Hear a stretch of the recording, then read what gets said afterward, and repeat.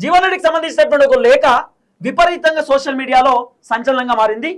Jeevan Reddy ex minister విజ్ఞప్తి, 4 దశాబ్దాలకు పైగా నాతో కలిసి ప్రయాణం చేసిన రాజకీయ సహచరులు, కాంగ్రెస్ నాయకులు, కార్యకర్తలు, మిత్రులు, శ్రేయోభిలాషులు, అభిమానులకు గత 20 మాసాల నుండి కాంగ్రెస్ పార్టీలో కొనసాగుతున్న పరిణామాలను మీరు గమనిస్తున్నారు.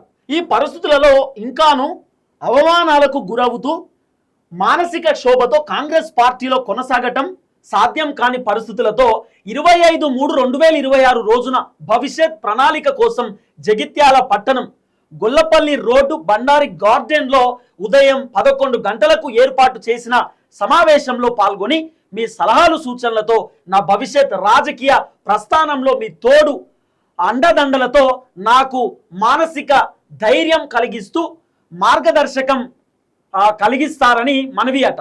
ఇగో సదా మీ తోడు అని చెప్పి జీవన్ రెడ్డి అనేటటువంటి ఒక ఈ లేఖ విడుదలైంది. ఈ లేఖను జీవన్ రెడ్డి బయట పెట్టేటటువంటి కార్యక్రమం చేసిండు.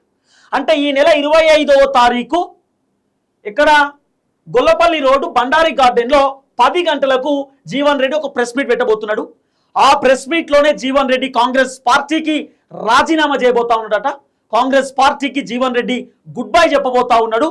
సో ఆ ఏదైతే మీటింగ్ ఉందో ఆ మీటింగ్కి దయచేసి అందరూ రావాల్సింది అని చెప్పి జీవన్ రెడ్డి విజ్ఞప్తి చేసేటటువంటి కార్యక్రమం చేసిండు. జీవన్ రెడ్డి కార్యకర్తలను, లీడర్లను అందరినీ కూడా పిలిచేటటువంటి కార్యక్రమం చేసిండు. ఇప్పుడు ఈ లేఖ సోషల్ మీడియాలో తెగ వైరల్ అవుతున్నటువంటి పరిస్థితి. ఆయన చాలా క్లియర్గా ఓపెన్గా చెప్పిండు, ఇంత అవమానిస్తున్నటువంటి కాంగ్రెస్ పార్టీలో నేను ఉండలేను, ఇంత ఇబ్బంది పెడుతున్నటువంటి కాంగ్రెస్ పార్టీలో నేను కొనసాగలేను,